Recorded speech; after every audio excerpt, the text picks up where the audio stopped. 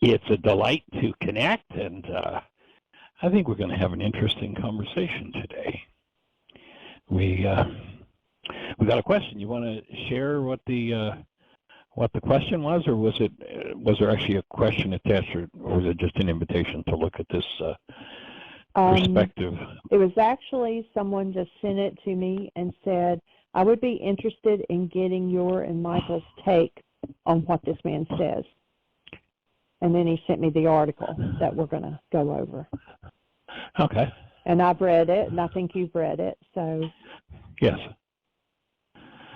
Perfect. Well, what I decided to do with it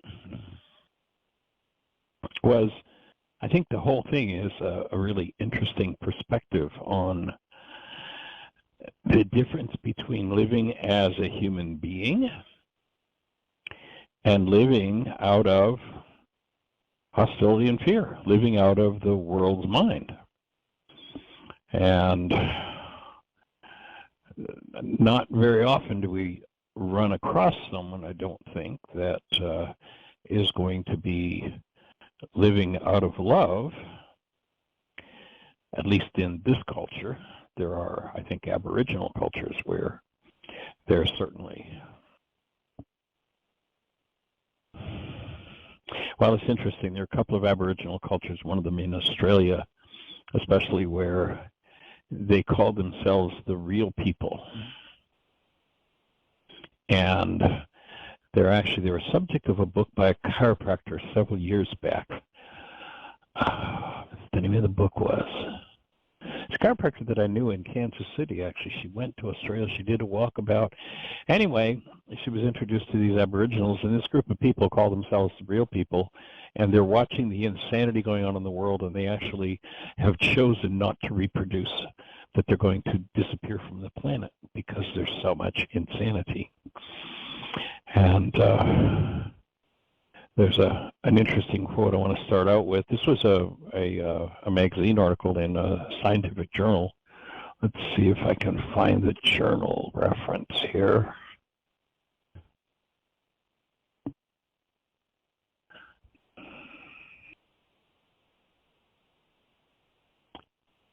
Let me see if I can find the journal reference. Just give me 1 second here. I was in the middle. We just got this this morning, so the wrong button and deleted the article from my my webpage. So let me see if I go back to Jeannie's link. Here it is. Oh, pardon me. It wasn't a journal. It was the Los Angeles Times, written by a scientist man from Stanford, Robert Sapolsky. And the basic thesis of his article is there is no free will, that everybody's just pushed around by the forces of energy in the world, basically. That's what he's saying. And it reminded me, and I actually went looking for this, and I could not find the source of the quote, but many years ago I had gone to a conference. I don't even remember which one it was, and someone at the conference quoted an author that said, 1 million people live and die every century and never know they've even lived. And that quote to me would apply to what this Stanford scientist is saying, and he's saying, and so I'm just going to read through the article, make some comments. If you have a comment or a thought, push one, jump into the conversation. So, after decades of study, this scientist concludes we have no free will. After studying humans and the primates for 40 years, of course, there's one of the first errors that he makes. Other primates, like we're just primates. And of course, if you think that, then this is really going to make a lot of sense. But my question there would be, really? Or primates? Okay. Stanford neurobiologist Robert Sapolsky has concluded that many factors beyond our control influence our choices and behaviors, leaving free will to be negligible in any context. And you remember that many times we try to figure it out. And remember, in our codependence workshop, the number one pseudo solution of the non-being mind is if I could just figure this out. Excuse me, I'm making a note here. So that's why we offer that as the pseudo solution, because when you look at all the factors, and this man is speaking about and honoring those factors because they're real, if you try to figure out the factor of what happened 20 generations ago to your spouse that led that spouse to, if you could see all the dynamics down through the generations and what happened to you 4 generations ago and in utero, boom, boom, boom, that attracted you, and, he's all these influence, he's never going to figure it out. However, you can rise above the influences and actually bring choice into the picture if you do your work, and that's the objective of this work. So he goes on to write, sort of verifying his thesis. Before epilepsy was understood to be a neurological condition, people believed it was caused by the moon or by phlegm in the brain, which is not perhaps so far away from the truth when you start looking at the plaque and the energetic blocks that happen in the brain that create things like epilepsy. So that one may have actually been kind of, a little closer to on track than most people think. They condemn seizures of evidence of witchcraft or demonic possession and killed or castrated sufferers to prevent them from passing tainted blood on to a new generation. Today, we know epilepsy is a disease. By and large, it's accepted that a person who causes a fatal traffic accident while in the grip of a seizure should not be charged with murder. Right on. That's good, says Stanford University neurobiologist Sapolsky. That's progress. And then he says, but there's a long way to go. In other words, he's envisioning a society that nobody's held accountable for their behavior, in essence, because we're all just a product of these energetic forces. And my offering would be that, we make a distinction in this work between decisions and behavior. If I say to you, don't think about the color of your car, what happens? What does the average person say? Oh, I'm thinking about the color of my car. Why are you thinking about the color of your car? Because my voice box set up a frequency, moved some air molecules, hit a drum in your ear, caused the bones in your ear to move and create an electrical frequency to cause brain cells to fire. And the firing of those brain cells, because of resonance, is going to be something to do with the color of your car. I agree with his assessment of the forces involved, that, there's no, the person who says, I'm thinking about the color of my car, isn't thinking about the color of the car. All that's happened is content in the mind is resonated about the color of one's car. That process is not thinking, it's just pure resonance. And people who live on the level of resonance, if most of them said what they thought, they'd be speechless. Because that's not a thinking process. That's just information moving within the mind. So he says, after 40 years of studying humans and other primates, he's reached the conclusion that virtually all behavior, human behavior, is as far beyond our conscious control as the convulsions of a seizure, the division of cells, or the beating of our hearts. This means accepting that a man who shoots in a crowd has no more control over his fate than the victims who happen to be in the wrong place at the wrong time.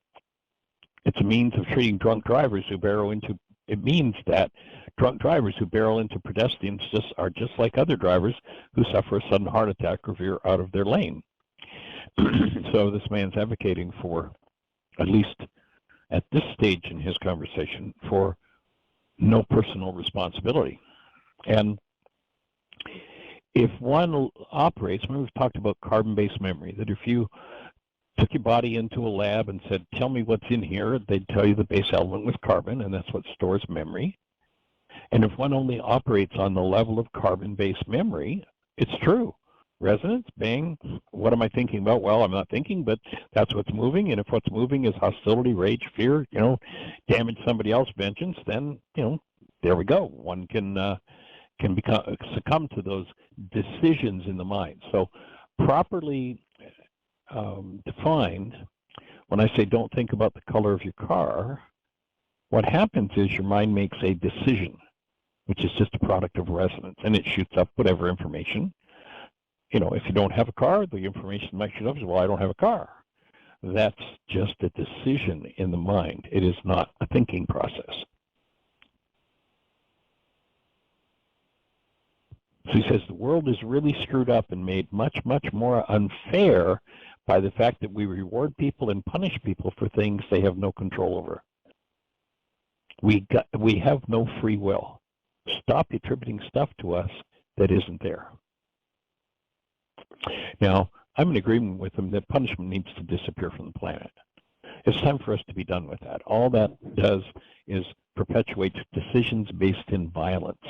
And if you look at the culture, you look at how far we are away from functioning as human beings, and that game of resonance, until people forgive this idea of punishment, self and others, then they'll do that with their language, with their thoughts, with their words, their actions.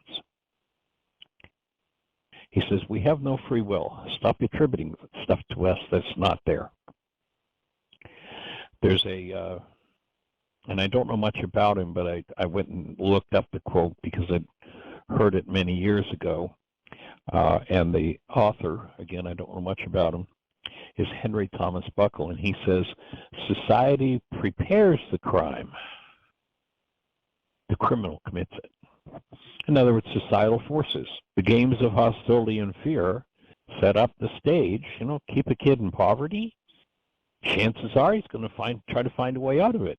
If he's not brought up as a human being connected to love, then probably the way he or she is going to try to get out of it is through some form of hostility or fear. So there are certainly powerful societal forces involved. But our offering here is that there is a spiritual faculty. We have to go beyond being animals. We have to go beyond being a piece of meat, which science is trying to convince a lot of people to stop there. You're no more than that. But when we wake up to the truth of who we are, and the beginning point, a good beginning point for that, if this is a new idea to you, is just hold a newborn baby and tap into the essence of that newborn. And what you're tapping into, and almost universally, this is a question Jeannie and I have asked of tens of thousands of people all over the globe as we've traveled and done the forgiveness work. Describe the essence of the newborn, and virtually everybody's answer is a word that represents some variation on the theme of love. And our offering is that if we identify with the societal and family forces that form what we call our personality. The Greeks acknowledge this. Personality means a mask. It's a false self that we put on over who we are. And one who lives out of that false self, Buckle's statement and the thesis of this man's article, Society Prepares the Crime, the criminal commits it, is, I would pretty much agree with it. But when we start waking up to who we are, what we find is there's another faculty, and that's a faculty called choice, with which we can go into our own minds and remove those energetic forces implanted by the culture, especially the ones that have been emotionally charged. And of course, removing those things is called forgiveness, and get to the point where we wake up to who we are. So this author, Sapolsky, received a MacArthur Genius Grant, and he says, he's pretty aware that it's a way out there position. Most neuroscientists believe humans have at least some degree of free will, the article goes on to say. So do most philosophers and the vast majority of the general population. Free will is essentially how we see ourselves, fueling the satisfaction of achievement or the shame of failing to do the right thing. Saying that people have no free will is a great way to start an argument, he says. This is partly why Sapolsky, who describes himself as majorly adverse to interpersonal conflict, I guess he would call that a result of the societal forces for himself, put off writing his new book, and the title of the book is Determined, A Science of Life Without Free Will. He's 66. They say he's got a mild demeanor and a big beard. Looks like Jerry Garcia. For more than 3 decades, he escaped the politics of academia to study baboons in rural Kenya for a few months every year. Interesting to think that, I mean, how many people have gone to study baboons in Kenya for 3 decades? Probably pretty rare. Actually, I'm thinking, Jenny, do you remember the name of the scientist that worked with baboons? We used to talk about this a fair bit, and I think it might have been the same guy. I think his name was Sapolsky. But what he found was that baboon tribes, by and large, were pretty vicious, and in his writing, I remember he used to say that, he didn't like them. I mean, he worked with them for years, but he didn't like them because they were so vicious. And he observed in one particular case, there was a kind of an interesting dynamic when you look at it. There was I forget whether it was a restaurant or a food supplier. It's been years since I've thought about this one, but this food supplier was getting rid of tuberculosis-tainted meat.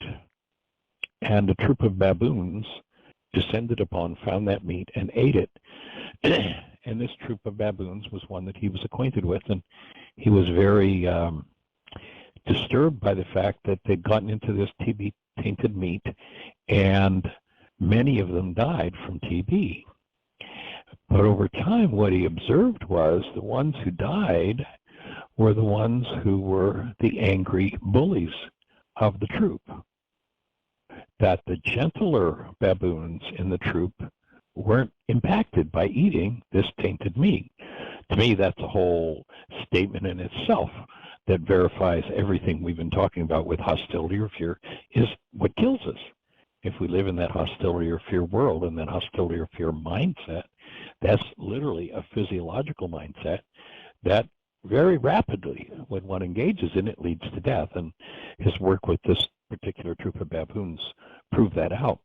But what he ended up sharing was that in watching this troop where all the vicious baboons were dead, the first time that he'd seen it in all the years he'd been studying baboons was that all of a sudden there was a troop of gentle, nurturing, caring baboons who took care of each other. And he observed that when one of the, a baboon from another tribe, another troop, I guess he calls them troops, showed up and was in that bully, vicious mode, the baboons in this troop would square them off, stop the behavior, and teach them, we don't do that here. And that baboon would be shifted over into a gentle, caring baboon like the rest of the troop. Just an interesting dynamic. And if I have my thoughts, probably Jeannie is already looking to see if she can find that, if it is Sapolsky. I did find an article where he worked with them, but I'm searching the article to see if it's the one where what you talked about the baboons. But he did. There is a big write-up on him working with baboons. So I'll keep looking through the article. Yeah, well, this one specifically involved TB-tainted meat. So I'd assume if you put his name in and TB-tainted meat, you'd find that. I'm trying to remember whether that was an article we had or was that a video? It seems to me, it came from a video on stress, I think. So think about it. Anyway, we'll find that. So the article goes on to say, a man, sitting in dry grass, faces a baboon near trees. And pardon me, that was a note beneath a picture. The article and the picture's hidden copy, so I don't have the pictures. So this goes back to 1980s. So he goes on to say, I'm really, really not trying to sound like a combative jerk in the book, he said. I deal with human complexities by going and living in a tent. So yeah, I'm not up for a lot of brawls about this. He's I guess pretty much a loner.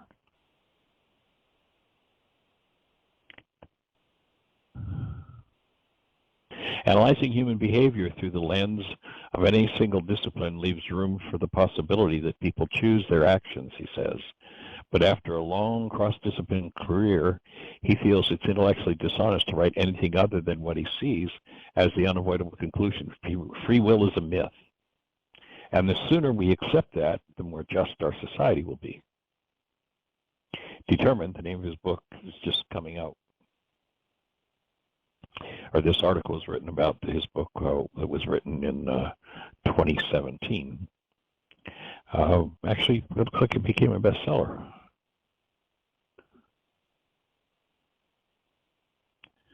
So the subtitle of his book, Behave, the Biology of Humans at Our Best and Worst. It breaks down the neurochemical influences that contribute to human behaviors, analyzing the milliseconds to centuries preceding and pulling of a trigger or the suggestive touch of an arm. So he's saying all behavior is just neurobiology.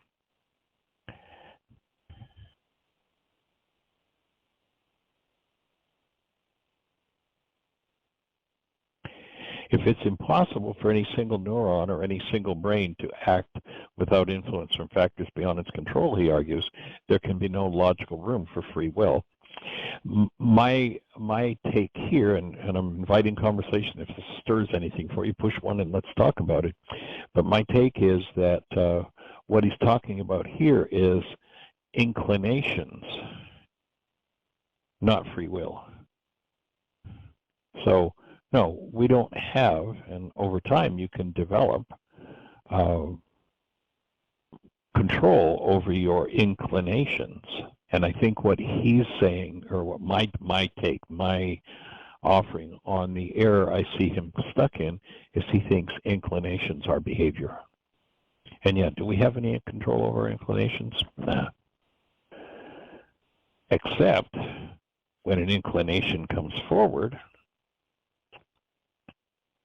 then we have the ability, if we're conscious and aware of forgiveness, we have the ability to change our inclinations.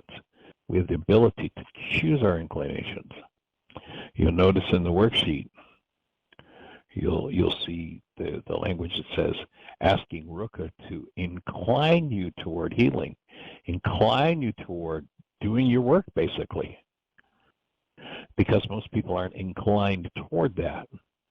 And there's where free will comes in, is that we can change the inclinations. We can change what's going on within our structures. We know we make worse decisions when hungry, stressed, or scared. We know our physical makeup is influenced by genes inherited from distant ancestors and by our mother's health during her pregnancy. Abundant evidence indicates that people who grew up in homes marked by chaos and deprivation will perceive the world differently and make different choices than people raised in safe, stable, resource-rich environments. A lot of important things are beyond our control. Now, my offering is, the key thought here was, no, we don't perceive the world differently. Our perception is different. And there's a big difference between those two statements. Because if you remember, we have a lesson from the Course in Miracles called What is the World? And the world is false perception. So most people think, when they look at the pictures painted on the inside of their eyeballs, that they're looking at the world. My offering is, when you look at the world painted on the inside of your eyeballs, you're not looking at the world. You're looking at a picture generated by your mind, put on the inside of our eyeballs. And people call that perception of the world, but really, our perception is nothing but a reflection of what's going on within. If one doesn't understand that, I can understand why he comes to these conclusions. That he thinks that his eye is actually seeing what's happening out there, as opposed to his brain's best guess at what's happening out there. Perception. And we have, when we do our work, the option of stepping into directly interacting with the actual world. And we could call the result of awakening to that enlightened perception, perception that reflects accurate information about what's actually happening in the world, rather than substituting for what's happening in the world those things that the happenings in the world trigger in us and the perceptual constructs created by our minds. Is that making sense for everybody?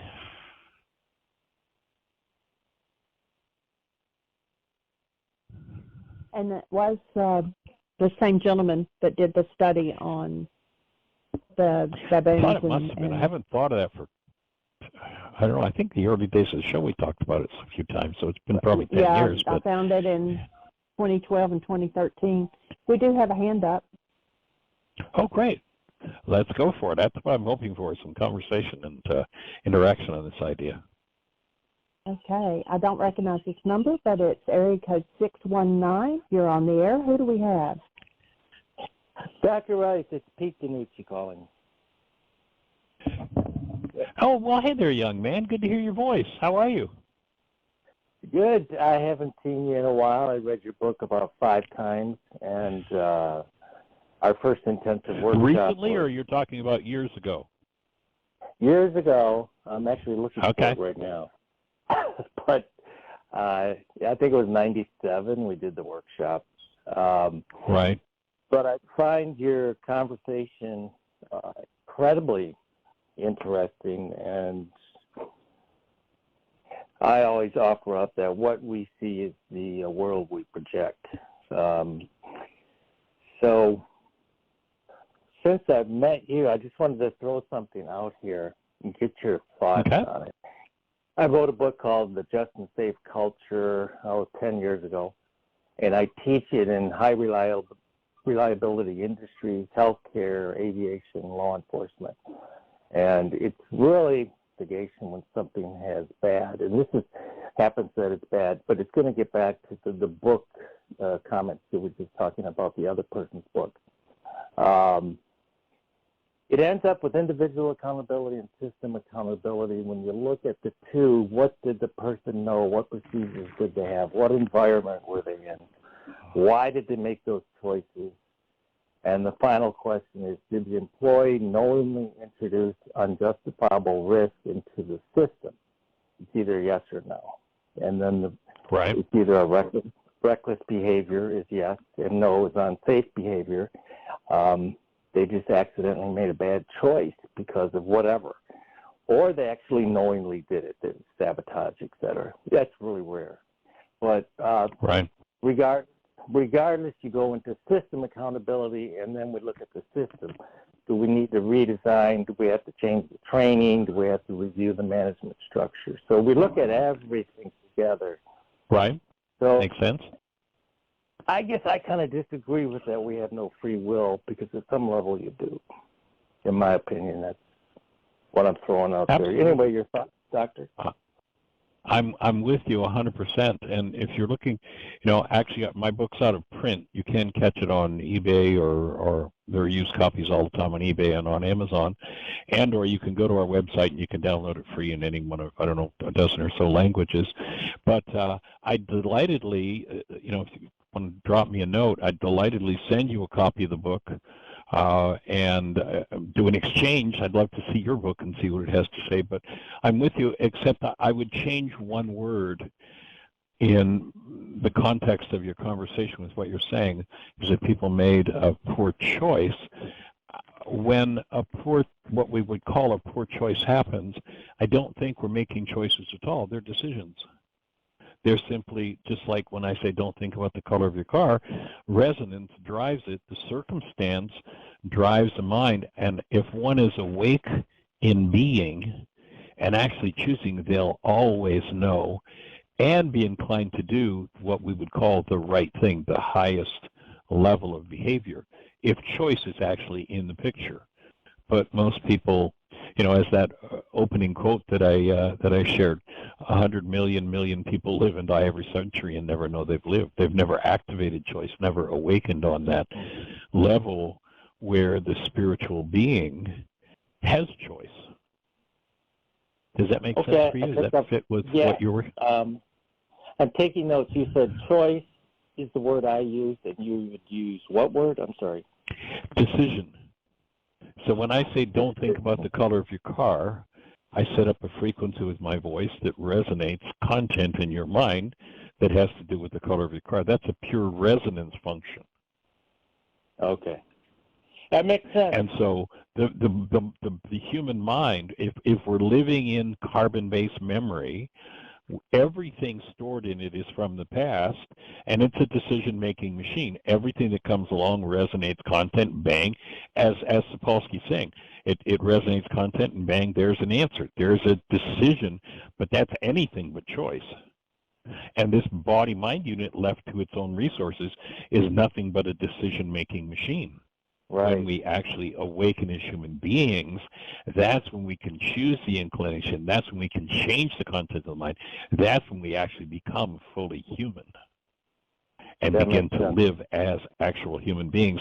And then the mind serves up a decision, and I have choice. At the moment where choice can be applied is I can look at that decision as a being and go, that decision's garbage. I'm not doing that. And I can remove the root influences of it and put in a new frequency, a new energy, an actual choice. That's how I've come to understand it and would distinguish the two. That makes sense. That takes it a little bit deeper. But I resonate with it. And so in the situations that you're talking about with high risk and such, to me, the place to plug in would be the training to plug in awareness of who one is, and as a human being, as love, with actual choices, and then the tool of being able to remove the undue influences. That, to me, would be the key part of the training, would be to remove or forgive the undue influences from generational patterns and cultural patterns and family patterns and old, functioning out of old hurts and old wounds. And when we have the tool to clean that up, our choices become better and better and better because there's less and less influence from those wounds of the past and of the generations and of the culture or the family system. I agree.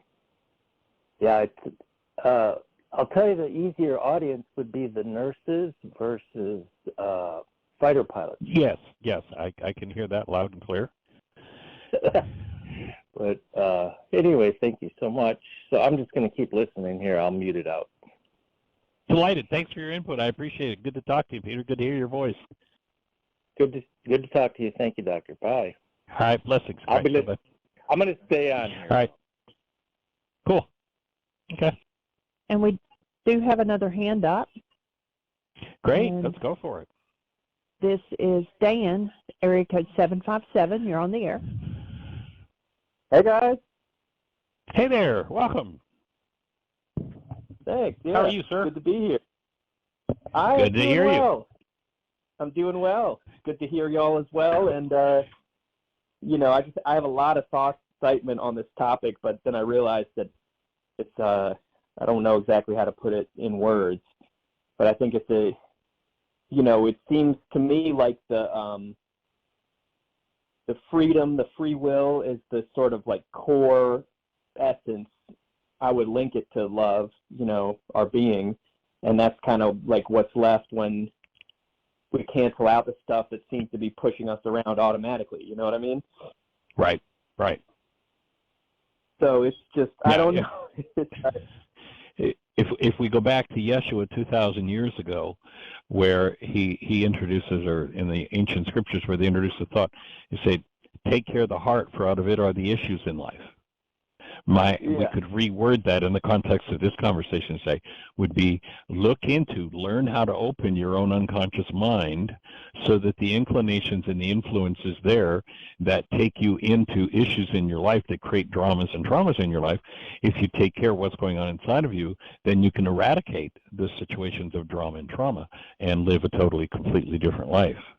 And again, that would mean that I have to call forward and strengthen the ability of choice.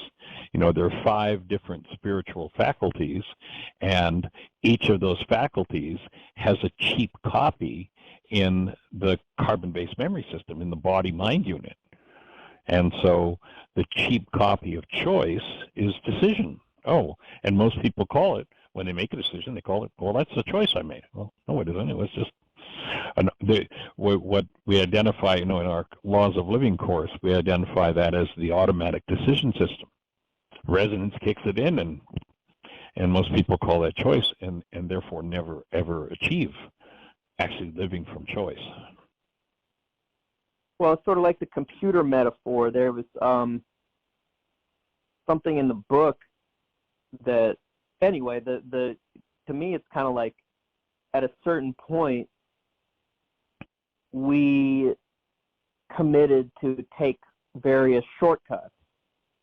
You know what I mean? This equals this, or this resonates that, or this means this, or the such and such, it reminds me of this, and those are all shortcuts, and we go on autopilot and forget that we even made the choice in the first place. And exactly. So it's getting back to owning those choices that we did make initially, but I can make a choice that anyone who asks me a question is hostile. I can make that shortcut and with distorted data or whatever the case is, and then I'll be triggered every time somebody asks me about anything. And I'll forget that right. I made that choice initially, and the healing is to get back to the freedom of I did buy into this. I did make this choice at one point to this. You know, I've been in 12-step recovery for a long time, and I've sort of at times it's felt to me like the whole process is coming to terms and owning up to the fact that I do have freedom of choice and not making excuses for being pushed around by this or that. Yeah, and my take would be that the initial errant perception is probably a reflection of generational patterns. So, again, in the ancient scriptures, there's so much wisdom there. One of the things they talk about is, look to the lives of the fathers, for ours are but a shadow of theirs upon the earth. Of course, it's not just fathers, but fathers and mothers, because the decisions of our generations tend to run us. You look at that whole story about the Jews being lost in the desert for 40 years. Were they really lost in a hot, sandy place, a 35-square-mile area for 40 years? Or were they talking about being lost in the unconscious mind, in the decision-making process of the cultural and generational influences? And then the alternative to that, when one, and if you look at the way one gets out of the desert in that story, in that metaphor, what does it say? It says the old generation has to die off. Not everybody in old physical bodies, but the root of the word generation is cause. The causes in the mind have to be removed. And then one gets to go to the promised land, where there's choice, where you get to choose what happens in your world, where you get to be a conscious creator. To me, that's what they're addressing in that whole, from there, that whole scriptural journey. And one of the key things that one has to do in order to be able to go inside of oneself and start to change those inclinations is to get out of their devout religious belief that somebody else is to blame for what's going on inside of them. That right. One world universal religion of blame. Whenever somebody walks away from a conversation or from a conflict, and their conversation in their head or to everybody else is about how they did it to them, they're very religious, devout people committed to blame. And when one walks away from a conflicting situation or a disturbed situation and is having a conversation about themselves, they're moving toward the promised land. They're moving toward consciously being able to interact in the world and to interact with their own minds. So to me, that's the whole scriptural journey they're offering, and the wisdom that's there, if we've got the eyes to see and the ears to hear, is monumental. So part of my belief about healing is that if I really want to be free, I have to trace back the content in my mind to all of the different times where I went on autopilot, or I made exactly to throw this switch and say, I'm not dealing with this, it's somebody else's fault, and it's going to be an automatic knee-jerk thing. I really believe that we make choices to go on autopilot, and I've got to trace back where that comes from in order to own the choice again. Right. And then to be free. And when I'm tracing it back, what's really happening is I didn't make a choice to do that. That was just an emotionally impacted, energetic dynamic of the generations that took away my choice, or that I surrendered my choice to, and actually just played out that decision. And most people literally substitute the constructs of their mind, perception, for the actuality of what's happening in the world at any given moment. And so tend to live out the family patterns.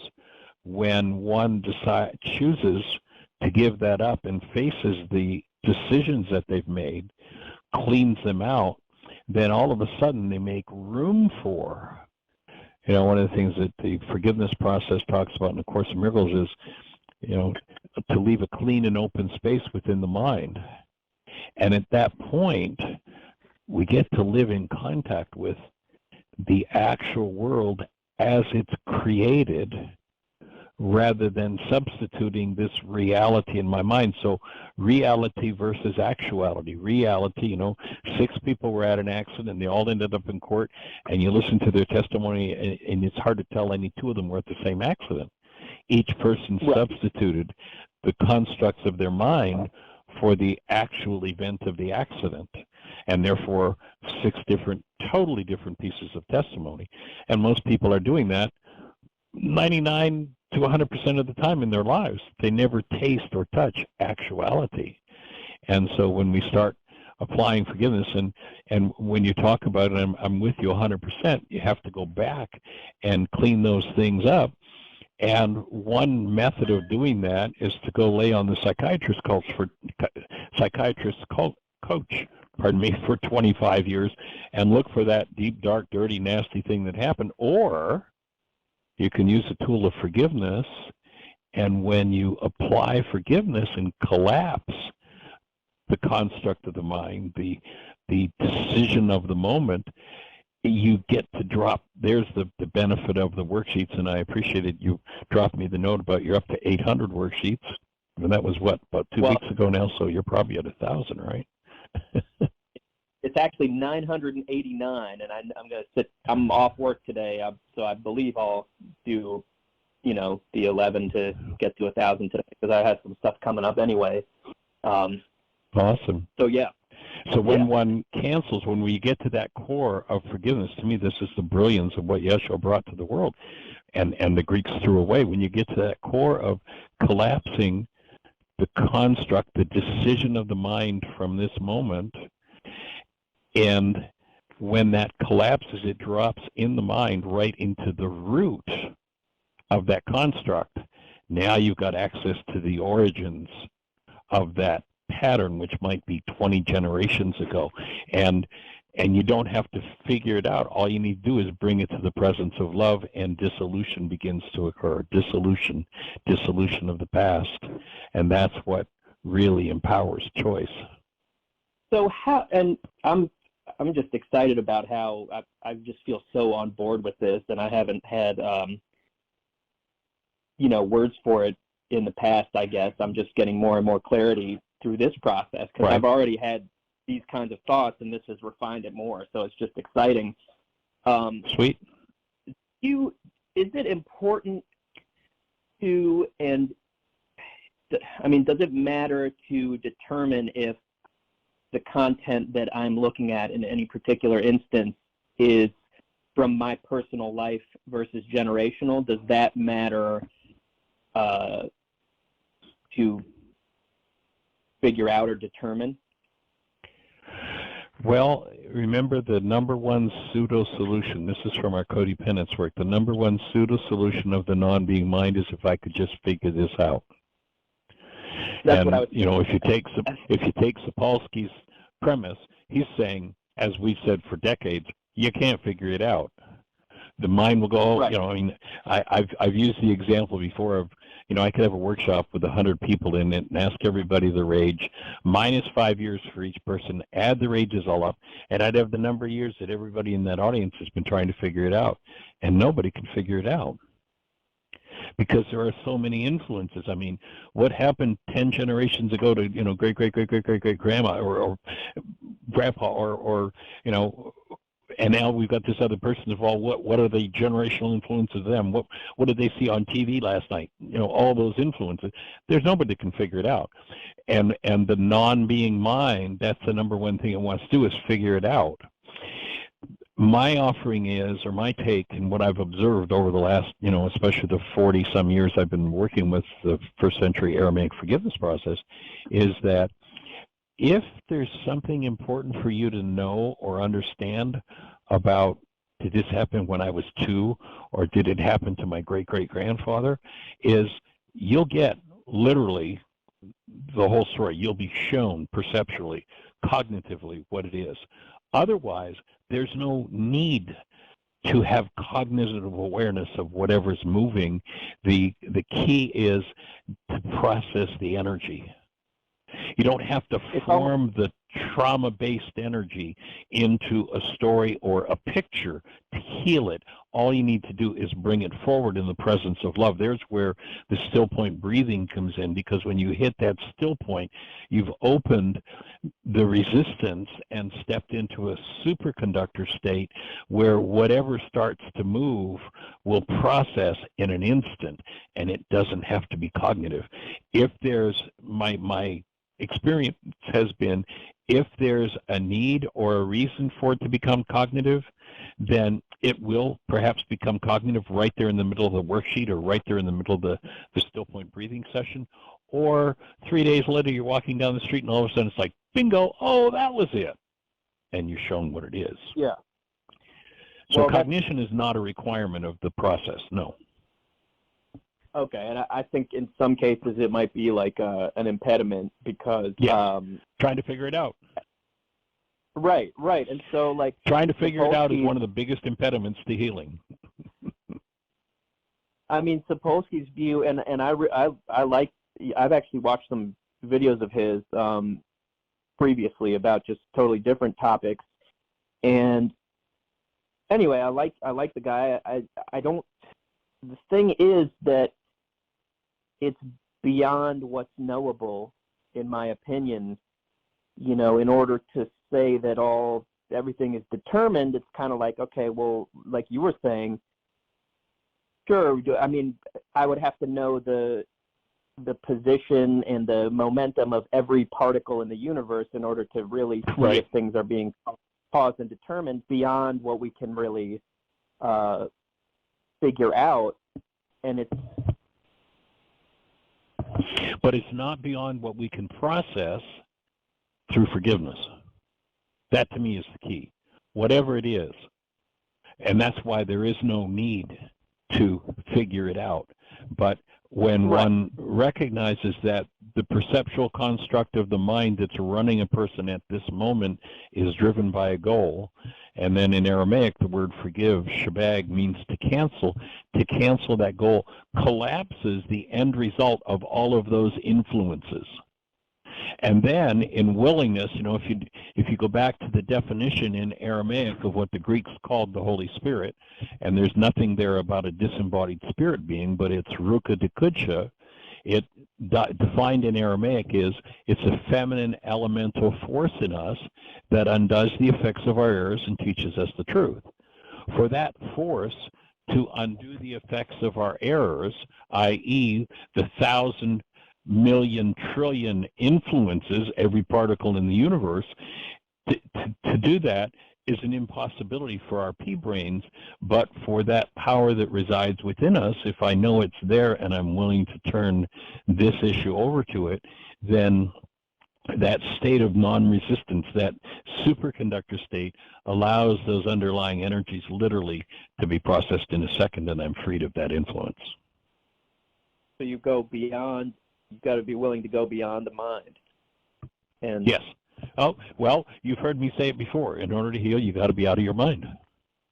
Right. The brain, so that's the problem. The brain is the instrument, the brain is the instrument of the mind, and all it can do, unless there's an opening for it, is process or run stories and programs and energetic patterns from the past. That's all that happens in carbon-based memory. And right. That carbon-based memory mind, if you look at, a molecule of carbon is 6 electrons, 6 protons, 6 neutrons, 666. You go back to the ancient teachings and, there's this mind of love in us, which they called the mind of Christ, not about a man named Yeshua, but this mind of love in us that it is our birthright to use. And when we choose to bring that mind into play, we're out of our mind. What the world calls our minds, we're out of our minds. We're into another level of existence where the human being, which of course goes beyond baboons or anything else that's going on in the world, there's a whole new factor that's being introduced to the world that's beyond. So we've got the mind of love, the mind of choice in us, and then we've got carbon-based memory. Adamos, the red clay, stored past experiences, influences, play out and run the show. Right. The computer. Yep. Yeah, it's pure computer function. And nothing but a pure reflection of the past with all its myriad of influences. In order to really do something like new or genuinely, freely chosen, that you got to be out of your mind. Right. Okay, that's you exactly got to make it. a room in your mind for that to happen. Yeah. What's his name? In Florida, the museum is there of Alexander Graham Bell, and over in the corner there's an old wire type bed frame, and what the story that's told is that Bell, when he ran out of ideas for his inventions, he had an iron ball and a metal tub, and he'd go over and lay on that bed. He'd hold the iron ball out over the edge of the bed, and he'd go to sleep. And when he would drop into such a relaxed state that the iron ball dropped into the tub and made a loud noise and woke him up, what he said was he reached into the air, and that's where he got his ideas. Okay. And that was his my description of that was his mechanism for getting out of his mind. I assume he didn't have forgiveness. But if I use forgiveness on a regular basis, people who have what they call a near-death experience, which is really a near-life experience, when clinical death occurs, the ego mind, the mind of the past, those influences that Sapolsky's talking about, all collapse, dead, gone. And now we get a chance to wake up to who we are. These people who come back with their near-life experience stories come back with all kinds of things that are beyond what our human mind is conceived of. Why? Because that's where we live as human beings. And as far as we can tell, there's no other creature on the planet that has choice. We do, and it comes from that level and that state of being. Yeah. Well, this is awesome stuff. It is. That's great, and I appreciate this article becoming available to us. And thank you, Tim, if you listen to this, for sharing with us, because it really opens the conversation on a whole other level. But to end the habit of substituting carbon-based memories, constructs, projections, to end that habit and live in a state of being takes a significant amount of work to get out of the desert, to get out of the unconscious. That word desert in the ancient scriptures is just a code word for the unconscious. It'd be a life challenge. It's a lifetime of work, exactly. It's like there are 1,000 voices and 1,000 unresolved traumas always clawing and climbing to get to the surface to get our attention. And when we open the space, you go to the Course in Miracles and it describes forgiveness. There are only two places on the planet I've ever found an exact and specific definition of forgiveness. One is in the ancient Aramaic New Testament, the teachings of Yeshua on how forgiveness works. The other is in A Course in Miracles, and here's what the Course says, which kind of sums up our conversation. It says, let go all the things you think you want. That is your goals, your trifling treasures put away, it says, and leave a clean and open space within your mind for choice to come. The word the Course uses there is Christ, but leave a clean and open space within your mind for the true state of being that is you coming into this world. You go back to the creation story, and again, they talk about Moses, while Moses was a little senile, he didn't really know what he was talking about because he tells the creation story and then he tells it again. Well, if you read it, it talks about the creation of man, and it says, in the image and likeness of love, he created them, male and female, he created them, and humans are created. There's no mention of a body. There's no mention of Adam, Adamos, the red clay. And then he starts all over again. He tells the story again, and he says, there was no man. Here's Moses. There is no man to till the soil. What are they saying? There's no carbon-based memory. There's no physiological component yet. There's the human being. Evolution gives us a form. Adam, Adamos, the red clay. And then what it says, after he introduces Adam, it says, and the Creator breathed nafsha, which is the word that describes the created human being, into Adamos, and nafsha became an incarnated or a living spiritual being. And it's a spiritual faculty, this choice thing, and if you avoid the spiritual faculty, then all you've got is carbon-based memory and the influences that Sapolsky is so skillfully talking about. Yeah. But that moment of the creation story, he's very accurately describing the moment at which choice arrived, at which human being arrived, at which what was called the mind of Christ, which is the essence of every one of us, arrives into the world. And the journey of taking over with choice is a whole life, as you say, a lifetime of work. I'm with you too. It's exciting, though. It is.